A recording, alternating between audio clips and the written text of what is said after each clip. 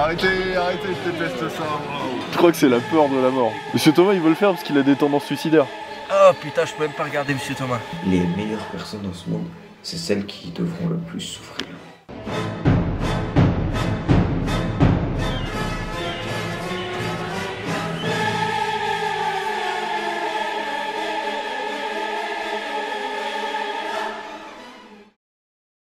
Je voulais vous proposer une petite sortie cet après-midi avec Monsieur Thomas en voiture pour faire un petit peu prendre l'air à Michelin parce qu'il est au bout du rouleau. Disons qu'il est un peu ronchon.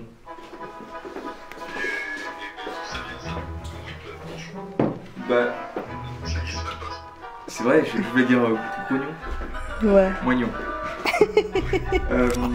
Bon, il a un petit peu trop Les Misérables. Il s'en remet pas encore. Ok, très bien. Dans ce cas-là, il faut sortir. Ouais. C'est parti pour l'aventure.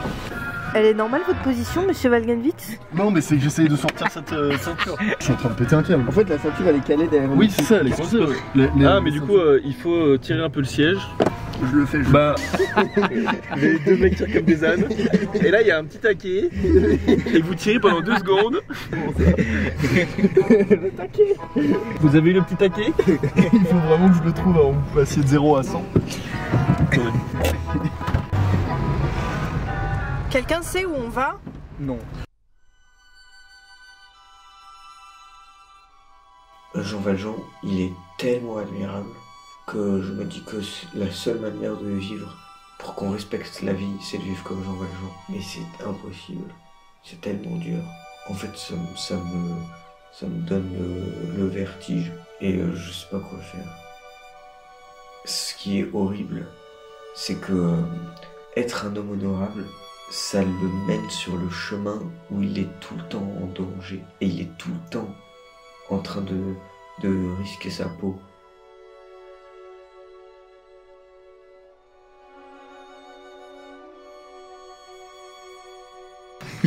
Attendez, la poignée va se casser. Ouais, la poignée va Elle va forcément se se casser, casser. Pourtant, j'ai déjà fait des trucs impressionnants avec cette poignée. Je suis sûr que je le fais mieux, moi.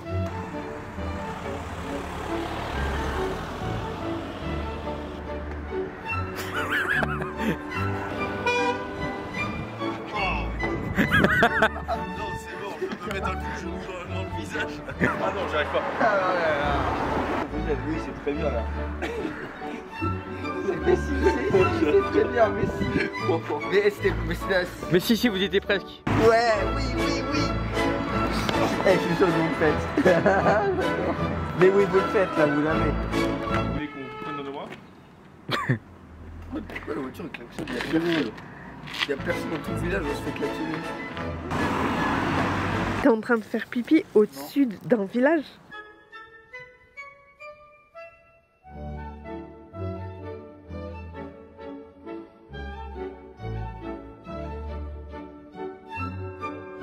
Vous savez, pour chier, vous pouvez juste le faire dans un coin. Je voulais pas du tout aller aussi haut. Ouais, là, vous êtes. Vous êtes coincé. Ouais, vous allez rester là.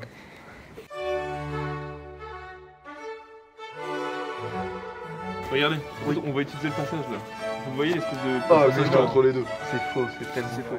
Si, ça c'est un ponton en bois. C'est un ponton en bois. Et Avec quelques lattes si on- cassées seulement. si on tend les bras, et qu'on y va un par un, Il y a des trucs pour tenir avec les mains. je pense qu'il y en a. Je peux même pas imaginer. Ouais, il y en a, je crois que j'en vois. Oh, je pense que même pour nous impressionner, vous êtes capable de le faire et vous allez tomber. Non, mais il faut. Franchement, si c'est accessible, faut y aller. Non, mais attendez, c'est bon, s'il y a des cordes de part et d'autre, qu'est-ce qui peut S'il y a arriver? des cordes, c'est différent. Vous savez ce qu'on dit, c'est les gens qui ont l'air le plus joyeux qui sont les plus malheureux. C'est vrai? Ouais.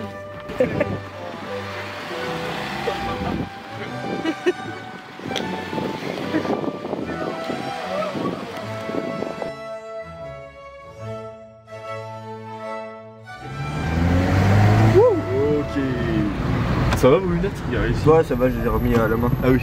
Remise. Oh là là.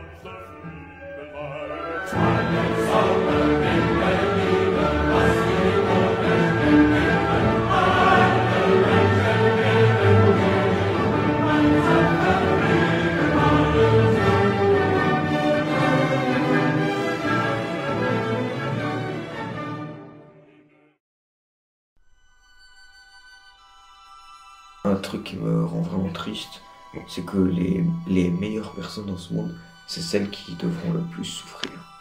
Parce que les meilleures personnes, elles vont toujours aller au devant du danger pour être utiles et aider les autres. En fait, les personnes qu'on estime le plus, ça va être celles qui vont vivre l'enfer. Pour moi, ce qui fait l'humain, ce qui fait l'homme, c'est qu'on n'est plus des animaux. Quand on meurt, on peut ne pas mourir. Si on a vécu une vie digne, on reste encore un peu. Et on continue un peu à faire le bien alors qu'on n'est plus là. Parce que notre souvenir existe. Et les gens qui se souviennent de nous se souviennent qu'on a fait le bien. Aujourd'hui, on est à l'époque du grand oubli. On va oublier tous les gens qui sont morts. Et ça va être un grand soulagement. Parce qu'on n'aura plus le poids de la responsabilité de tous ces gens qui ont vécu des vies admirables. Et on va tous pouvoir juste nous amuser. On va oublier tous les gens qui sont morts et qui ont tout donné pour que tout ça tienne debout. On va tous les oublier, on va pouvoir enfin s'amuser comme des grands enfants. On redevient des animaux. C'est horrible, c'est horrible, c'est horrible. Ça nous arrive des fois d'aller dans les petits villages et d'aller voir les monuments aux morts. Ça nous touche vraiment beaucoup de voir des gens de la même famille qui sont morts à la guerre. Donc des fois on va regarder les monuments. Pourquoi ça vous touche que ce soit de la même famille? Vraiment mec, t'es vraiment appuyer le couteau dans la plaie. Pourquoi ça me touche? Bah je sais pas,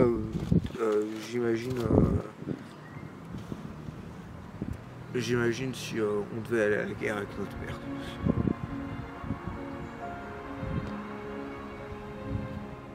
Depuis le début de l'histoire de l'humanité, on fait des statues pour que les gens qui ont la tentation du grand oubli soient quand même observés par les morts et ressentent quand même un peu de culpabilité quand ils veulent faire n'importe quoi avec leur vie. Mais aujourd'hui, il n'y a jamais eu un âge dans l'histoire humaine d'un oubli aussi grand. De l'autre côté, il y a marqué tu ne tueras point, ça a vraiment l'air de sortir des tripes à ce moment-là. J'ai vraiment l'impression qu'il y a une vraie peur que ça revienne et aujourd'hui c'est un peu loin de nous. C'est pour pas que les gens se vengent, aient envie de se venger. Non, c'est ça. Ouais, c'est intéressant. Parce que en gros, s'il n'y a pas de foi dans l'homme, s'ils en tuent un de chez nous, on va en tuer un de chez eux, et ensuite eux ils en tuent deux de chez nous, et ensuite on va en tuer trois. Et ça c'est l'histoire de l'humanité. Quand les gens ont la foi, ils essayent de pas se venger. Et donc là il y a tous les gens du village qui sont morts et il y a une statue avec marqué tu ne tueras point.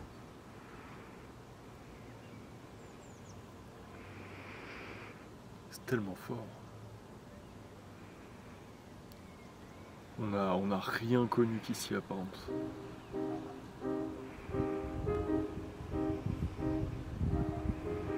Quand je parlais de la peur, et de la peur qu'il devait ressentir et ce pourquoi il y a un message pacifique derrière qui est tu ne tueras point, c'est exactement ce qu'il décrit dans Voyage au bout de la nuit. C'est l'expérience qui va le plus en profondeur des tripes de l'homme et de sa lâcheté devant ce qui effraie. Dans la matière, dans ce qui se passe au fond de ses émotions, c'est normal en ayant vécu la Première Guerre mondiale qu'il soit terrorisé d'y retourner. Tout le passage avec les obus, avec les handicapés et tout ça. Ouais, quand le général donne des ordres qui explose. Ouais. Oh, ouais. Enfin bref. Voyage au bout de la nuit. Céline Dion. On dirait vraiment une musique. Ouais, On dansera au bout de la nuit. Bon, on y va? Je sais pas si vous voyez, mais il y a des barreaux sur la montagne. Ah, waouh! C'est vraiment la guerre. C'est un simple détour, mais c'est vraiment bien. Mais du coup, c'est un truc qu'on fait avec une corde normalement. Allez les gars, Ouais. mauvaise nouvelle. Il y a marqué Via Ferrata. Il y a une porte sur rien. Ah ouais, il y a des chaînes. Mais de quoi vous parlez? Non mais Missor, arrête, je t'en prie. Mais y a rien, c'est du vide.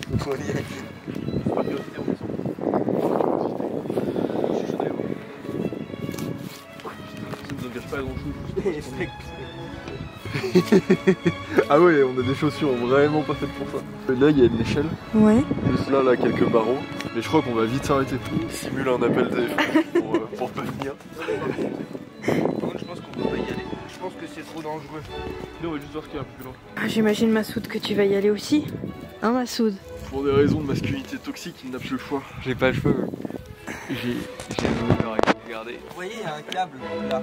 Ouais. Tenez le câble en toute circonstance. Ouais, bien sûr. Ah ouais, ça glisse. Et ce câble, Oh, ça glisse. Oh, ça glisse tellement.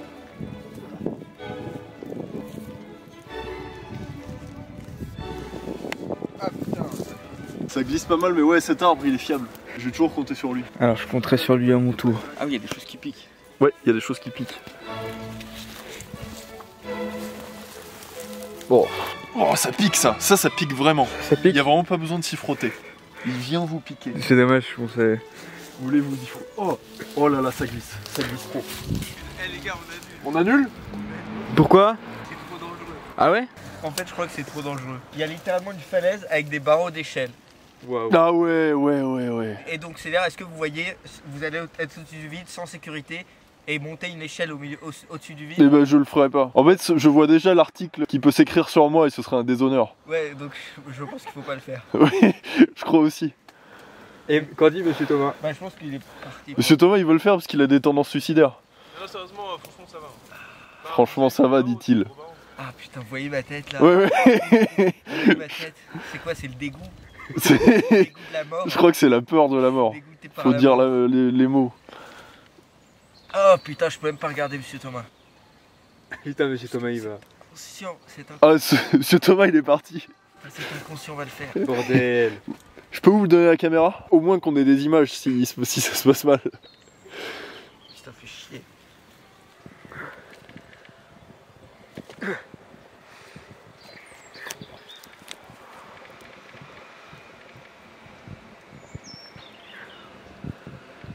Vous revenez? Ah, il fait pipi. Il fait pipi et il revient. Il a pas essayé de descendre. Ça m'étonne de Ne le provoquez pas, les gars. Ne le provoquez pas. Thomas, vous avez perdu vos couilles. Arrêtez. Vous vous rendez pas compte de les conséquences de vos actes. Je sais. Ah ouais, je me sentirais tellement mal. Monsieur Thomas, la masculinité est une construction sociale essentiellement. J'adore. Je forme ce Valgalvis comme s'il était de l'autre côté sur la falaise en face. Déjà, sa voix qui résonne comme ça fait peur. Eh, j'ai pas envie d'être ici. Wow. Attendez, pourquoi vous venez par ici? D'accord. Éloignez-vous. Oh, mais même la passerelle, elle fait peur. Éloignez-vous. Ça a l'air quand même intéressant un peu. Sans baudrier, sans sécurité. Mais en fait, j'aimerais bien faire sans chaussures. Sans chaussures. Parce que là, mes chaussures, c'est vraiment c'est la patinoire. Bah non, mais attendez, repartons là. Arrêtez. Mais là, vous y étiez, monsieur Thomas, non? Ouais, je vais appeler sur la console. D'accord. Mais le bois a l'air vraiment flingos. Ouais. Flingos. Et enfin, tout a l'air vraiment flingué sur la passerelle. D'accord. Ah ouais, à ce point-là? Bah, en gros, il y a du bois. Vous pouvez juste remonter un peu avant de parler. Alors on se chie dessus. Mais c'est pas pour eux qu'ils ont fermé le truc. Mais ils l'ont fermé parce qu'on est hors Il y saison. a un mec qui est mort. Mais non, en France, ça n'existe pas. Il y a un mec qui meurt. Ah putain, je peux même pas regarder. Allez, on s'en va, c'est bon. Les gars, pensez au casse-soufflet qui nous attend là. Pensez au casse-soufflet. Alors où on en est les gars? Qu'est-ce qu'on va faire de nos vies? À chaque fois qu'on arrive dans le bouillon, il faut que chacun mette une petite cuillère de moutarde dans sa bouche. Attendez, y'a rien là. Y'a rien là. Faut en mettre plus que ça. Vas-y, montre-moi. Oh mon dieu! Waouh! Non, parce qu'après, ça part la moutarde. T'excuses pour dire que ça gâche le repas. Ça va. Arrêtez, je déteste ça. Waouh. Oh non. On va partir sur une autre serviette. Je me suis répondé. Mais non. Je me suis répondé par le mec qui va revenir. Ah ouais, surtout il est trop extraverti, il va nous gifler devant tout le monde. Il va dire alors.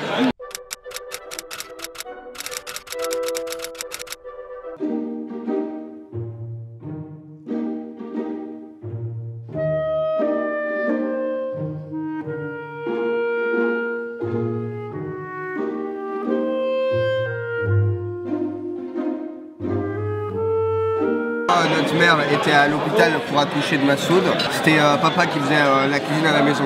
Et donc il a inventé une recette qu'il a appelée le Massoud hôpital. Non. De vrai? Il faisait des frites. Ensuite il faisait un œuf au plat et il foutait les frites sur l'œuf et il servait. Il savait faire des pâtes, des œufs au plat ou des frites. Il s'est dit je vais faire une combinaison de frites et d'œufs au plat. Il aurait même ça va faire un plat, un peu de pâtes. des spaghettis. Arrêtez là. Arrêtez, c'est bon. Ah!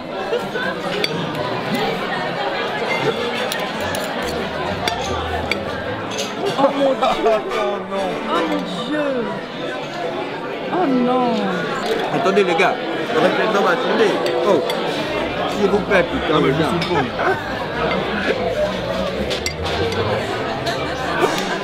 Ah non. Nous, quand on était gamin, notre père, à la fin des repas, il prenait un sneaker sur un Mars, il le coupait en 8 et chacun avait une tranche. Au milieu de la grande table où on est 8, il pose le truc au milieu, il prend un couteau, il fait des coupes chirurgicales, exactement de la même taille. Chacun a une tranche comme ça. Vous vous en souvenez, vous? C'est incroyable qu'on s'en souvienne.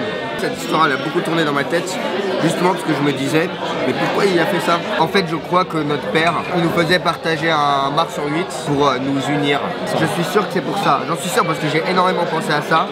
Et je vous assure, je m'en souviens très bien dans mes pires moments, l'histoire qui me revenait, c'était notre père qui coupait le Mars sur 8. Et ça m'a donné vraiment un sentiment de fraternité très fort avec ma famille, un sentiment d'unicité. C'est vrai que c'est quasi métaphysique.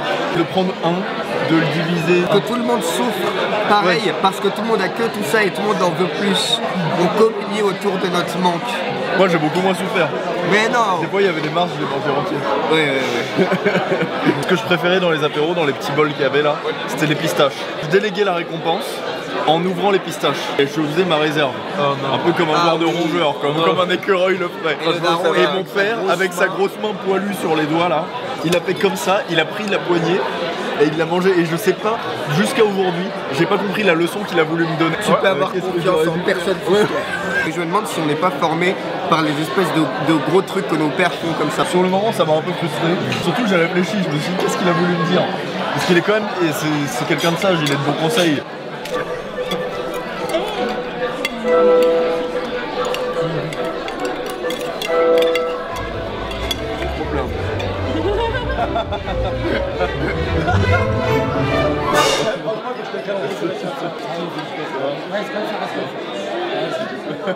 Oh là là.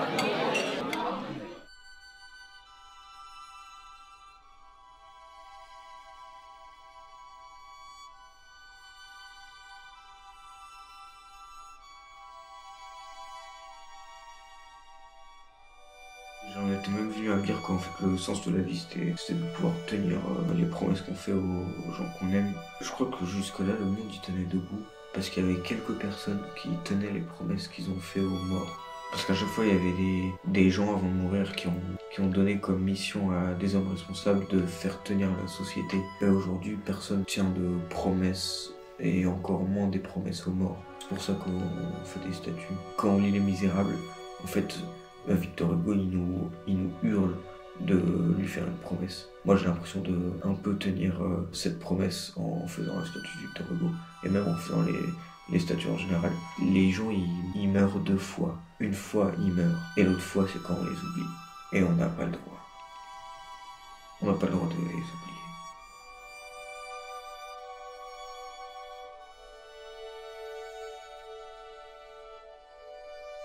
Il y a un truc dans Les Misérables, c'est que Jean Valjean, il est vraiment admirable. Et je crois que c'est ça le message dans Les Misérables. Il tient la promesse qu'il a faite à quelqu'un qui est mort. Et ça pour moi, c'est la preuve qu'on est une bonne personne. Parce que quand on tient une promesse à quelqu'un qui est vivant, au fond, pourquoi on tient des promesses? C'est pour se faire bien voir, c'est pour garder de bonnes relations avec les gens. Il y a tout un tas de raisons égoïstes qui font qu'on peut tenir des promesses. Mais la vraie preuve, c'est quand on tient la promesse à quelqu'un qui est plus là. Et ça pour moi, il y a rien au-dessus. Et aujourd'hui tout le monde s'en fout des promesses. tout le monde rit des promesses, alors que pour moi, tenir une promesse, c'est ce qui fait qu'on n'est pas des animaux. C'est ce qui fait qu'on est au-dessus des animaux. Et encore plus, tenir une promesse à quelqu'un qui est mort, il n'y a rien au-dessus de ça. Et Jean Valjean, il tient... en fait, il est devenu le patron d'une usine où il embauchait plein de gens. Et il avait une usine où il n'y avait que des femmes qui produisaient des vêtements. Et il y a une de ces femmes qui travaillait à l'usine seulement pour pouvoir payer les gens qui s'occupaient de sa fille. Elle avait une fille et à chaque fois il y a des gens qui lui demandaient des sous, ils disaient que sa fille était malade. En fait c'était des gens qui l'escroquaient. Elle s'appelle Fantine, c'était une femme qui envoyait tout le temps des sous à des gens qui lui disaient que sa fille elle est malade et il faut payer le médecin, tout ça, mais en fait c'était de l'argent qu'ils prenaient pour eux.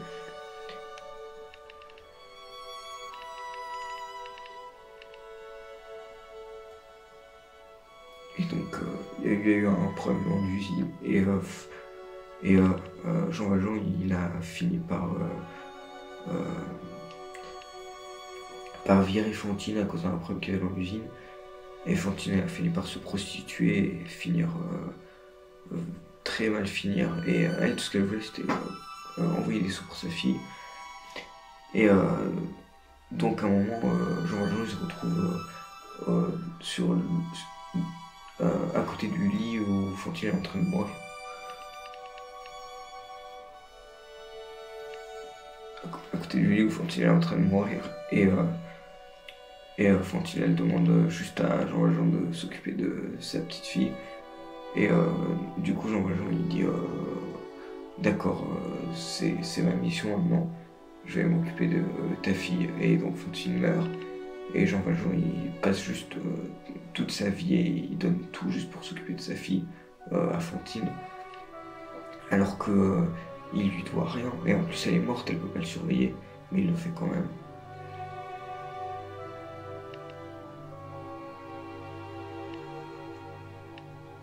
Et les épreuves que Jean Valjean doit traverser pour s'occuper de Cosette, la fille de Fantine, personne pourrait faire ça.